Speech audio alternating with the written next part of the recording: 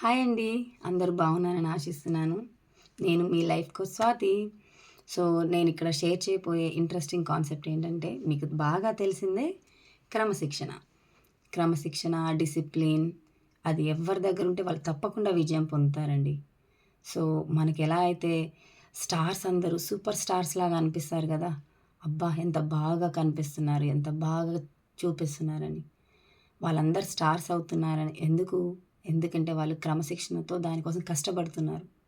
మీకు మీ ఫ్యామిలీలో, మీ జీవితంలో ఎవరైనా స్టార్స్‌గా కనిపిస్తున్నారంటే, వాళ్ళు ఆ స్టార్‌షిప్‌లో ఉండడం కోసం ఆహ్, కష్టాన్ని ఎవరికీ కనిపించకుండా ఎంత కష్టపడుతున్నారో మీకు తెలీదు.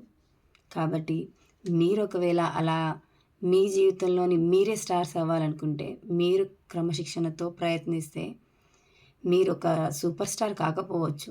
10 మందికి కనిపించకపోవచ్చు. కానీ మీ జీవితంలోనే మీరొక గొప్ప స్టార్ అయిపోతారు. సో, మీకు ఈ విషయం నచ్చుంటుందని ఆశిస్తున్నాను. అదే మన శ్రీశ్రీ గారి మాటల్లో ఏది తనంత తానే మీ దరికి రాదు. మీరే శోధించి సాధించాలి. మీరొక స్టార్ అవ్వాలంటే మీరే వెళ్ళి మీ స్టార్డమ్ తెచ్చుకోవాలి. ఐ హోప్ మీకు నచ్చిందని ఆశిస్తున్నాను.